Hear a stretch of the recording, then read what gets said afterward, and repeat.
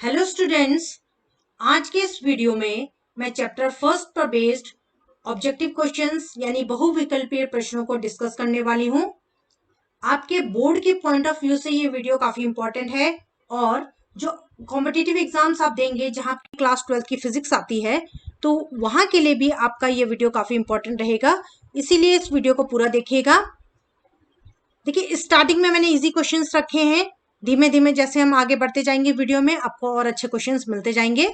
तो question start करते हैं। फर्स्ट क्वेश्चन है, विद्युत आवेश का एसआई मात्रक होता है। तो इसका ऑप्शन है, आपका जो सही ऑप्शन है इसका वो है कूलाम। विद्युत आवेश का एसआई मात्रक कूलाम होता है। ठीक है, फिर नेक्स्ट क्वेश्चन है आपका क्वेश्चन सेकंड, विद्युत द्विध्रुव आघूर्ण का एसआई मात्रक होता है। तो उसके लिए अगर आपको डायरेक्ट इसका मात्रक याद है बहुत अच्छी बात है, नहीं याद है तो फॉर्मूला आपको पता होना चाहिए। विद्युत द्विध्रुव आघूर्ण का फॉर्मूला होता है P equals to Q into 2L। Q charge है, चार्ज का एसआई मात्रक कूलाम होता है। L डिस्टेंस है, दो चार्जेस के बीच की डिस्टेंस है, उसका एसआई मात्रक आपका मीटर होता है। तो विद्युत द्विध्रुव आघूर्ण का एसआई मात्रक हो गया कूलम मीटर, यानी कि ऑप्शन ए आपका राइट है। नेक्स्ट क्वेश्चन है आपका क्वेश्चन थर्ड, विद्युत क्षेत्र की तीव्रता का एसआई मात्रक होता है। इसके लिए भी आपको विद्युत क्षेत्र की तीव्रता का फॉर्मूला पता होना चाहिए। सिंपल है, E equals to F upon Q not.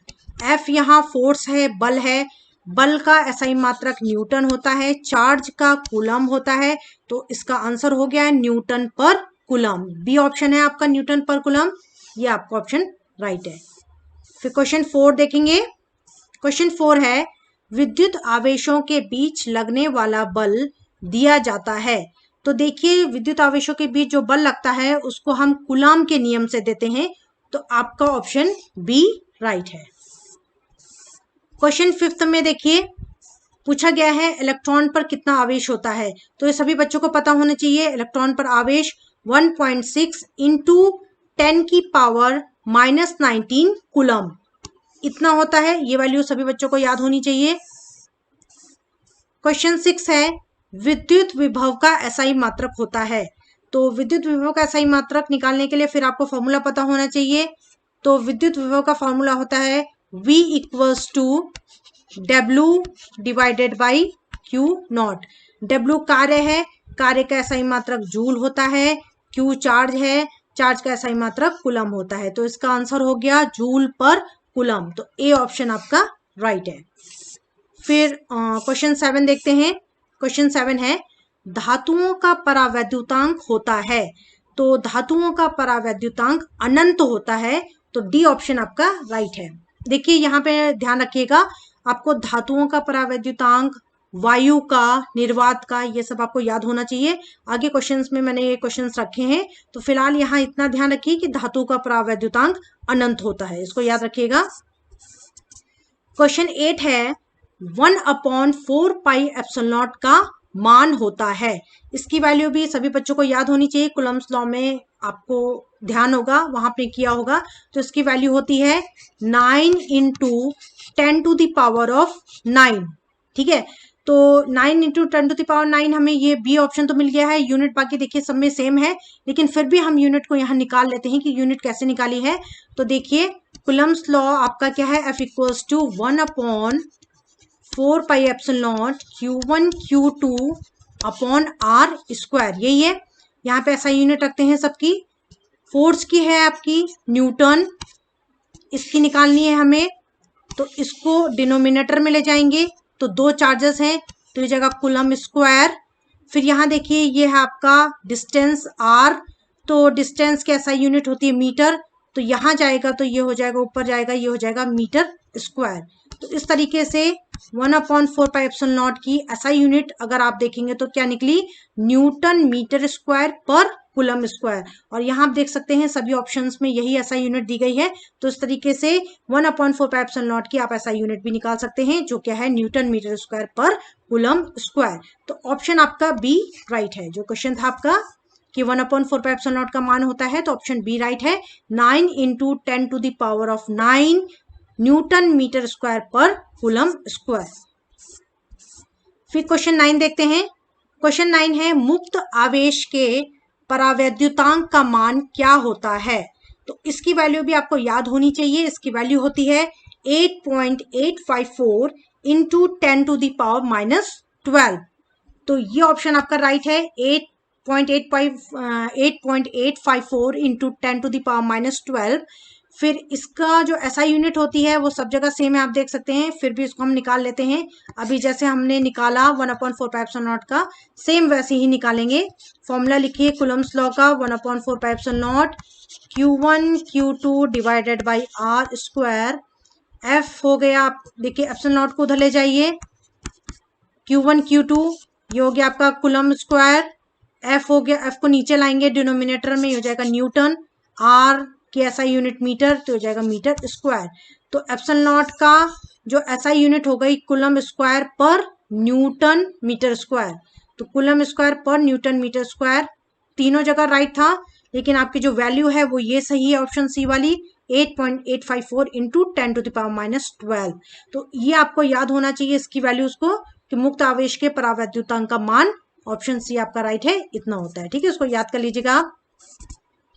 फिर क्वेश्चन 10 है 2 माइक्रोकुलम बराबर है। तो ये ऑप्शन दिए गए हैं, तो किसके बराबर है पहले आपको ये पता होना चाहिए कि 1 माइक्रो कितने बराबर होता है। ये होता है, इसकी वैल्यू होती है 10⁻⁻6। तो आपने सिंपल क्या करना है, 2 के साथ माइक्रो की जगह 10⁻⁻6 लिखनी है। कुलम आपका एज इट इज रहेगा। तो ये ऑप्शन आपका कौन सा है, ये है हमारा बी ऑप्शन। तो आपका बी ऑप्शन राइट है। 2 माइक्रोकुलम बराबर होता है 2 इंटू 10⁻⁻6 कुलम। फिर क्वेश्चन 11 देखते हैं। क्वेश्चन 11 पूछ रहा है विद्युत द्विध्रुव के कारण अक्षीय स्थिति पर विद्युत क्षेत्र की तीव्रता। तो ये डेरिवेशन आपने की होगी। इसका फॉर्मूला होता है इक्वल्स टू 1/4 2p/r³। इस यहाँ देखिए आपका ए ऑप्शन है। ठीक है, ये फॉर्मूला है इसका। तो आपको फॉर्मूले देखिए सभी याद होने चाहिए, चाहे अक्षीय स्थिति में पूछा जाए चाहे निरीक्षीय स्थिति में पूछा जाए। तो फॉर्मूला आपको जो रिजल्ट होता है डेरिवेशन का वो सब याद होना चाहिए, क्योंकि आपको किसी भी तरीके से पूछा जा सकता है। कई बार ये क्वेश्चन आपको इस तरीके से पूछा जाता है कि विद्युत द्विध्रुव के कारण अक्षीय स्थिति पर विद्युत क्षेत्र और आर के बीच में संबंध पूछा जाता है कई बार। तो कई बार ऐसा रिलेशन भी होता है, इस तरह से भी ऑप्शन दिए जाते हैं आपको, E inversely proportional to R square या E inversely proportional to R, या इनमें से आपको कोई सेलेक्ट करना है। तो आपका ये आंसर राइट होगा E inversely proportional to 1/r³, क्योंकि ये देखिए इसका रिलेशन है। तो आपको फॉर्मूला पता होना चाहिए, बाकी आप आंसर दे सकते हैं उस पर बेस्ड। ठीक है, तो इसका आंसर ए आपका राइट है। क्वेश्चन 12 है यदि दो आवेशों के बीच की दूरी दोगुनी कर दी जाए तो उनके बीच लगने वाला बल हो जाता है। तो यहाँ पर पहले दो आवेश ले लेते हैं। ये आपका Q1 आवेश हो गया सपोज, ये आपका Q2 आवेश हो गया। ये कह रहा है कि इन दोनों की जो बीच की दूरी है, जो स्टार्टिंग में r थी, वो हमने दुगनी कर दी है, यानी 2r कर दी है। तो फॉर्मूला आपको जिसके जिसके बीच में रिलेशन रखना है वो है आपका, यहाँ पर फोर्स की बात कर रहा है और दूरी की बात करता है, आवेशों के बीच की जो दूरी है उसकी बात कर रहे हैं।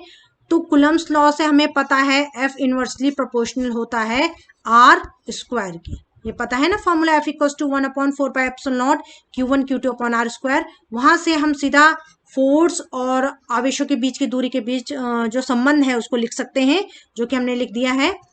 फिर यहाँ देखिए ये कह रहे हैं जो R है इसको दुगना कर दिया गया है, तो यहाँ दुगना कर देंगे तो ये क्या हो जाएगा, F inversely proportional to 1/4r²। तो यहाँ बल कितना हो रहा है, बल 1/4 गुना हो जाता है। ठीक है, तो ऑप्शन सी आपका राइट है, 1/4 टाइम्स हो रहा है, तो ये आपका 1/4 गुना सही है ऑप्शन आपका। क्वेश्चन 13 है स्थिर विद्युत क्षेत्र होता है। तो स्थिर विद्युत क्षेत्र क्या होता है, संरक्षी असंरक्षी दोनों, इनमें से कोई नहीं। तो आंसर आपका ए ऑप्शन सही है, संरक्षी होता है। कैसे होता है उसको समझ लीजिए।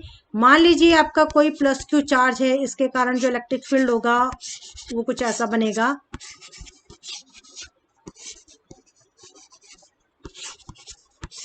बाहर की तरफ जाता हुआ। तो सपोज यहाँ पे आपके कोई दो पॉइंट है A एंड सेकेंड पॉइंट रख लेते हैं आपका बी। ठीक है, दो कोई पॉइंट हमने लिए हैं ए और बी। मान लीजिए टेस्ट चार्ज को, परीक्षण धनावेश को हमें ए से बी तक ले जाना है, तो ए से बी तक ले जाने में इस परीक्षण धनावेश को ए पॉइंट से बी पॉइंट तक ले जाने में इस प्लस क्यू चार्ज द्वारा जो कार्य किया जाएगा वो ए और बी की पोजीशन पे डिपेंड करेगा। वो इस बात पे डिपेंड नहीं करेगा कि ये जो आपका क्यू नॉट है आप इसको इस रास्ते से ले गए कि इस रास्ते से ले गए कि इस रास्ते से ले गए कि इस रास्ते से ले गए। कहने का मतलब समझ रहे हैं, जो आपका कार्य होगा वो केवल प्रारंभिक और अंतिम स्थिति पर निर्भर करेगा, यानी ए और बी पॉइंट पे निर्भर करेगा। वो इस बात पे निर्भर नहीं करेगा कि आप किस रास्ते से गए हो, कौन सा रास्ता आपने फॉलो किया है, कौन सा पाथ आपने फॉलो किया है। इसीलिए स्थिर विद्युत क्षेत्र संरक्षी होता है। ठीक है, तो ए ऑप्शन आपका राइट है। क्वेश्चन 14 देखते हैं, स्थिर विद्युत आवेश उत्पन्न करता है। तो ध्यान रखिएगा, स्थिर विद्युत आवेश आपका केवल विद्युत क्षेत्र उत्पन्न करता है। अगर यही आपका क्वेश्चन ऐसा पूछा जाता कि गतिमान विद्युत आवेश उत्पन्न करता है, तो यहाँ आपका विद्युत क्षेत्र भी होना था और चुंबकीय क्षेत्र, यानी कि ऑप्शन सी आपका राइट होता, ए और बी दोनों। क्योंकि जो गतिमान विद्युत आवेश होता है वो विद्युत क्षेत्र तो उत्पन्न करता ही करता है और साथ ही साथ चुंबकीय क्षेत्र भी उत्पन्न करता है। ठीक है, तो ध्यान रखिएगा कि अगर गतिमान विद्युत आवेश पूछा जाएगा तो आपका विद्युत क्षेत्र चुंबकीय क्षेत्र दोनों होगा। लेकिन अगर आपको सिर्फ स्थिर विद्युत आवेश पूछा जाए तो स्थिर विद्युत आवेश आपका सिर्फ और सिर्फ विद्युत क्षेत्र ही उत्पन्न करता है। ठीक है, तो क्वेश्चन 15 देखते हैं। क्वेश्चन 15 है, विद्युतशीलता का एसआई मात्रक होता है। एप्सिलॉन नॉट का एसआई मात्रक अभी अभी हमने देख लिया था, एक बार फिर से आपको बता देती हूँ। F equals to 1/4 pi epsilon naught Q1 Q2 divided by R square. Epsilon naught को उधर ले जाएंगे, इसका चार्ज हो गया कूलम्ब स्क्वायर, F हो गया न्यूटन, R का हो गया एसआई मात्रक, R का एसआई मात्रक हो गया, सॉरी M लिखिएगा यहाँ, मीटर स्क्वायर। तो आंसर हो गया आपका कूलम्ब स्क्वायर पर न्यूटन मीटर स्क्वायर। तो आपका ए ऑप्शन राइट है। ठीक है, तो ये सब आपको निकालना आना चाहिए। क्वेश्चन 16 है, 8 कूलम्ब ऋण आवेश में उपस्थित इलेक्ट्रॉनों की संख्या है। तो यहाँ 8 कूलम्ब चार्ज दिया गया है, इलेक्ट्रॉनों की संख्या n पूछा गया है। तो एक फॉर्मूला आपको याद होगा, Q इक्वल्स टू NE। इस फॉर्मूले का हम यूज करेंगे। Q की वैल्यू आपको दी गई है 8, N की वैल्यू हमें पता करनी है, E की वैल्यू होती है 1.6 इंटू 10 की पावर माइनस 19। ठीक है, अभी हमने देखा भी था क्वेश्चन में ऊपर। तो यहाँ से हम N की वैल्यू निकाल लेंगे, N हो जाएगा 8 divided by 1.6 into 10 to the power minus 19। इसको सॉल्व करिए, हो जाएगा 16 5 जा 85, ये ऊपर जाएगा आपका, हो जाएगा into 10 to the power of 19। तो आपका कौन सा ऑप्शन सही है? ए ऑप्शन आपका राइट है, 5 इंटू 10 टू दी पावर 19। ठीक है, तो इस तरीके को क्वेश्चन आप प्रैक्टिस करिएगा। क्वेश्चन 17 है, निम्न में से कौन सा विद्युत क्षेत्र का मात्रक नहीं है? उसके लिए देखिए आपको पहले सारे ऑप्शन चेक करने पड़ेंगे कि इनमें कौन कौन सा विद्युत क्षेत्र का मात्रक है और कौन सा नहीं है। तो पहला ऑप्शन देखिए, न्यूटन पर कूलम की बात कर रहा है, तो न्यूटन आपका किसका ऐसा मात्रक होता है? फोर्स का। कूलम किसका होता है? चार्ज का। तो अगर आपको ध्यान होगा तो ई का फॉर्मूला होता है F/Q, यानी कि आपका ए ऑप्शन यानी विद्युत क्षेत्र का मात्रक है। तो न्यूटन पर कूलम आपका विद्युत क्षेत्र का मात्रक है। बी ऑप्शन में देखिए, बी ऑप्शन बोला है वोल्ट। वोल्ट किसकी होती है? विभवांतर की, विभव की होती है, डिवाइडेड बाई मीटर किसकी होती है? मीटर आपकी डिस्टेंस की होती है। तो अगर आपको ध्यान होगा तो एक फॉर्मूला होता है E=V/D, यानी कि बी ऑप्शन भी आपका विद्युत क्षेत्र का मात्रक है। सी ऑप्शन चेक कर लेते हैं, जूल आपकी किसकी होती है? जूल हमारी होती है W की, कार्य की होती है। कूलम आपकी चार्ज की होती है। तो W/Q फॉर्मूला होता है V का, यानी कि ऑप्शन बी आपका, ऑप्शन सी आपका राइट है कि जूल पर कूलम आपका विद्युत क्षेत्र का मात्रक नहीं है, क्योंकि जूल पर कूलम किसका आपका मात्रक होता है? ये होता है विभव का या विभवांतर का। डी ऑप्शन भी चेक कर लेते हैं। डी ऑप्शन जूल, जूल किसका हो गया आपका? कार्य का हो गया W, डिवाइडेड बाई कूलम किसका हो गया आपका? कूलम चार्ज का हो गया है, यानी कि Q, मीटर डिस्टेंस का हो गया, यानी कि D। तो ये फॉर्मूला देखिए, अगर हम W/Q को v लिख लें तो ये हो जाएगा v अपॉन डी, और v अपॉन डी बराबर E होता है, यानी कि ऑप्शन आपका डी भी विद्युत क्षेत्र का मात्रक है, यानी A B D ये तीनों ही आपके विद्युत क्षेत्र का मात्रक है। जो नहीं है वो कौन सा है? C, दैट इज जूल पर कूलम। क्वेश्चन 18 देखते हैं, विद्युत फ्लक्स का मात्रक है। तो वैसे तो आपको याद होना चाहिए कि विद्युत फ्लक्स का मात्रक वोल्ट मीटर होता है। इन केस नहीं याद है तो यहाँ देख लीजिए। देखिए फाई का फॉर्मूला होता है, विद्युत फ्लक्स का फॉर्मूला होता है E डॉट A होता है। अब हम E को भी कैसे लिख सकते हैं? आप E को भी लिख सकते हैं V अपॉन डी, फॉर्मूला होता है ना E equals to V upon D, तो E की जगह हम V अपॉन डी लिखते हैं, A की जगह आप A ही रखिए। अब यहाँ पर देखिए V विभव या विभांतर की जो एसआई मात्रक होता है वो वोल्ट हो गया, D दूरी का मीटर हो गया, ऊपर आपका एरिया है, एरिया का जो एसआई मात्रक है वो भी आप लिखेंगे तो मीटर स्क्वायर हो जाएगा। तो मीटर मीटर से कैंसिल हो गया, तो आपका आंसर आया वोल्ट मीटर, इसीलिए आपका बी ऑप्शन आपका राइट है। ठीक है, देखिए ये जो वोल्ट मीटर होता है, जो आपका वोल्ट मीटर है विद्युत फ्लक्स का एसआई मात्रक, ये आपका इक्विवेलेंट होता है एक और यूनिट के, उसको भी हम यहाँ डिस्कस कर लेते हैं। तो देखिए ई को हम लिख सकते थे एफ अपॉन क्यू इंटू ए, लिख सकते थे हम। एफ का एसआई मात्रक हो गया न्यूटन, चार्ज का हो गया कूलम, ऊपर एरिया का हो गया मीटर स्क्वायर। तो ये भी आपका वोल्ट मीटर के इक्विवेलेंट ऐसा यूनिट है आपकी न्यूटन मीटर स्क्वायर पर कूलम। ऑप्शन डी भी आपका देखिए मिलता जुलता था, लेकिन यहाँ मीटर स्क्वायर नहीं है, इसलिए डी ऑप्शन आपका गलत होगा। तो आपका ऑप्शन बी सही है, वोल्ट मीटर। तो ये भी ध्यान रखिएगा, वोल्ट मीटर के इक्विवेलेंट जो विद्युत फ्लक्स का मात्रक होता है वो न्यूटन मीटर स्क्वायर पर कूलम भी होता है। ठीक है, अब क्वेश्चन 19 देखते हैं। आवेशित खोखले गोलीय चालक के अंदर विद्युत क्षेत्र की तीव्रता होती है, तो वो होती है आपकी 0। तो ये आपको याद होनी चाहिए सभी एक्सप्रेशन की। आवेशित खोखले गोलीय चालक के अंदर क्या विद्युत क्षेत्र होता है, सरफेस पे क्या होता है सतह पर, और बाहर क्या होता है, आउटसाइड क्या होता है, तो सब वैल्यूज आपको याद होनी चाहिए। ठीक है, क्वेश्चन 20 है, चालक पदार्थ से बने असीमित आवेशित पतली चादर की सतह के निकट स्थित किसी बिंदु पर विद्युत क्षेत्र का मान होता है।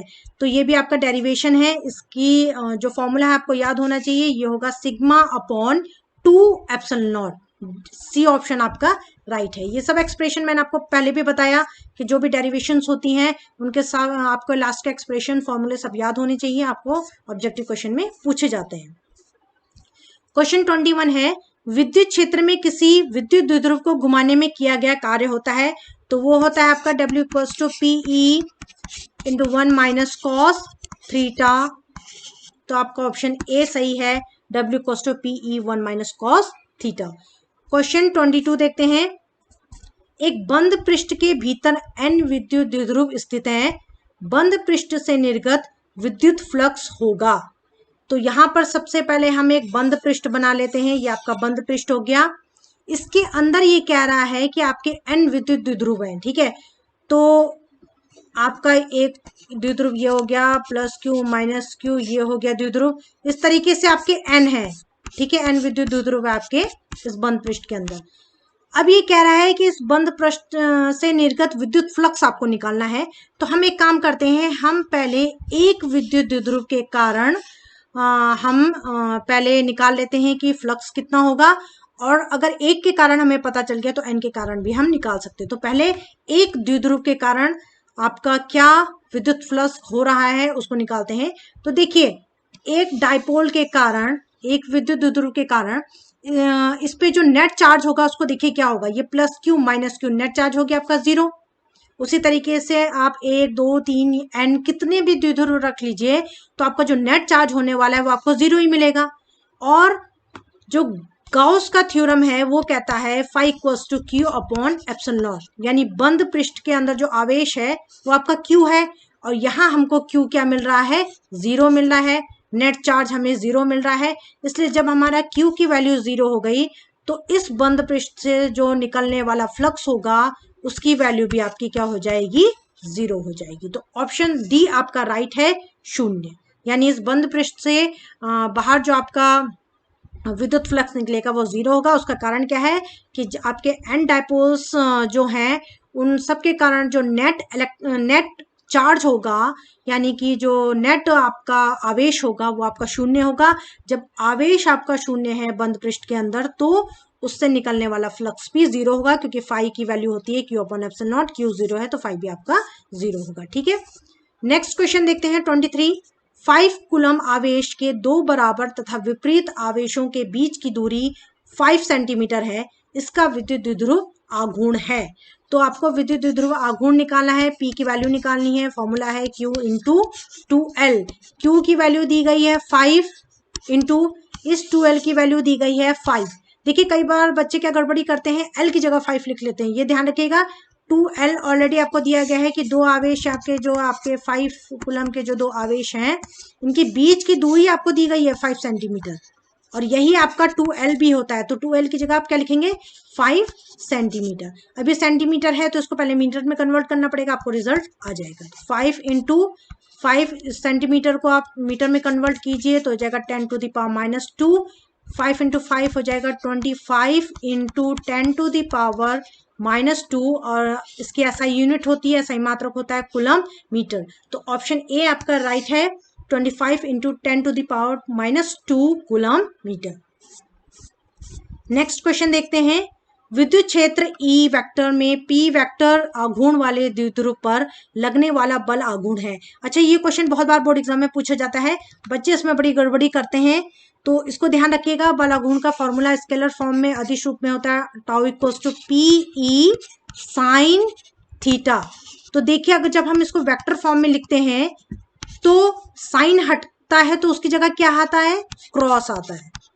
तो इसमें कंफ्यूजन नहीं रखना है, ठीक है, कि साइन हटेगा तो क्या आएगा, क्रॉस आएगा, और अगर यहाँ कॉस आता तो यहाँ डॉट आता, क्योंकि ये formula tau equals to PE sine theta है। साइन हटेगा तो क्रॉस आएगा, तो आपका आंसर क्या सही है, P vector cross E vector, जो कि आपका ऑप्शन बी है। तो बी ऑप्शन आपका राइट है।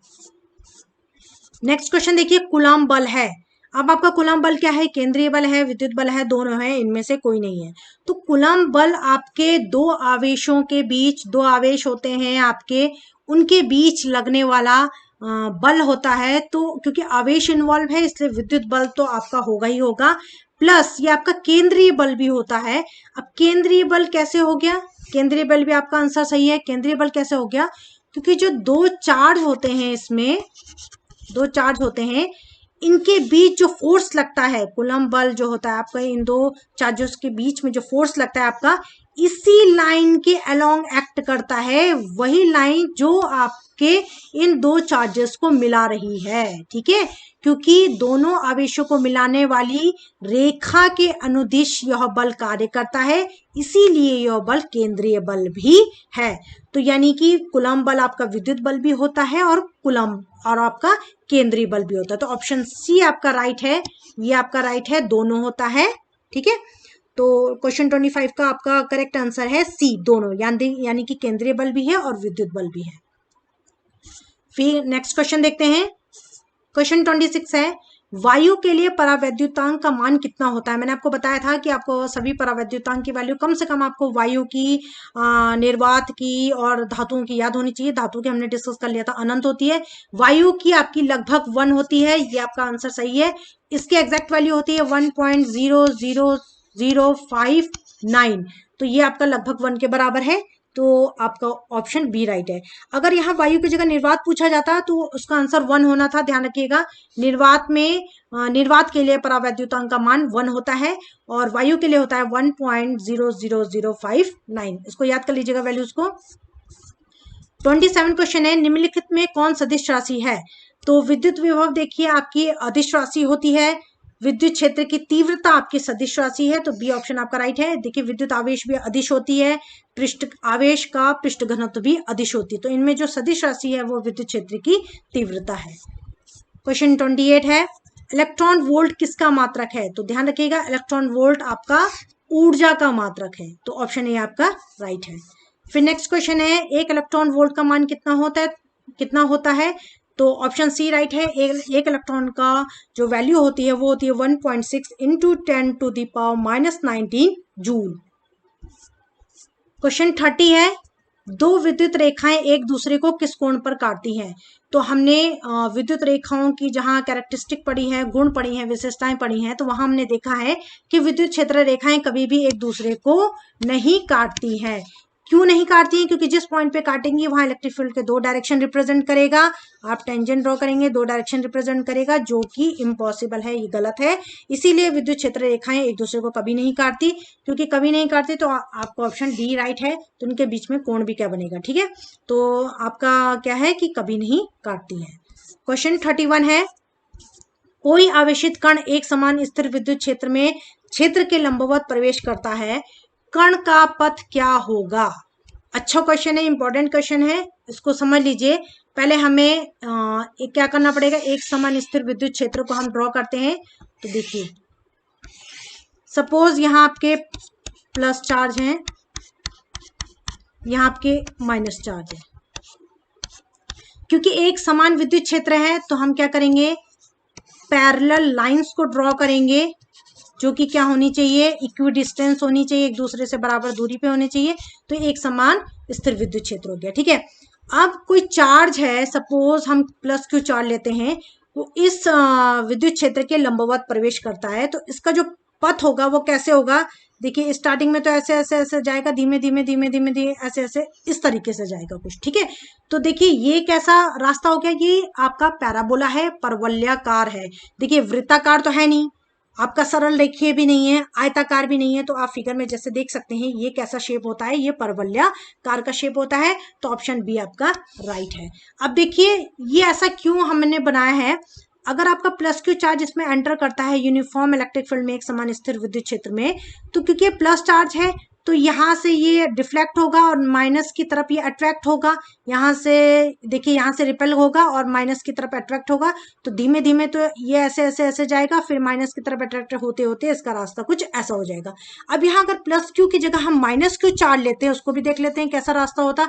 तो माइनस क्यू में स्टार्टिंग में वो ऐसे ऐसे जाता, फिर धीमे धीमे धीमे ये इस तरीके से कुछ इसका रास्ता हो जाता है, इस तरीके से हो जाता है। क्यों, माइनस चार्ज है तो प्लस की तरफ अट्रैक्ट होता और नेगेटिव से रिपेल होता। तो इस तरीके से इसका रास्ता ये माइनस क्यू वाला नीचे वाला हो जाएगा, ठीक है। और प्लस क्यू के कारण ऊपर वाला होगा। तो दोनों ही शेप आपके पैराबोला के होते हैं। तो ये जो रास्ता है, जो पथ है, जो आपका आवेशित कण अपनाएगा जब एक समान विद्युत क्षेत्र में हम क्षेत्र के लंबवत प्रवेश कराएंगे, तो इसका आंसर होगा परवलयाकार, ठीक है। तो इंपॉर्टेंट क्वेश्चन है, इसको ढंग से तैयार कर लीजिएगा। नेक्स्ट क्वेश्चन है आपका, निम्नलिखित में कौन अदिश राशि है। इनमें से अदिश राशि बतानी है आपको। तो विद्युत क्षेत्र देखिए आपकी सदिश राशि होती है, विद्युत द्विध्रुव भी आपकी सदिश राशि होती है, विद्युत बल भी आपकी सदिश राशि होती है। जो आपकी अदिश राशि है वो आपका विद्युत फ्लक्स है। विद्युत फ्लक्स क्या होता है, अदिश राशि होती है, क्योंकि विद्युत फ्लक्स आपकी विद्युत रेखाओं की संख्या होती है, और संख्या है चूंकि, तो ये आपकी कैसी राशि हो गई, अदिश राशि हो गई। तो ये आपके वीडियो था आज का, जो मैंने कोशिश की है कि लगभग सभी आपका टॉपिक कवर हो सके। आई होप आपको समझ में आया हो। Thank you.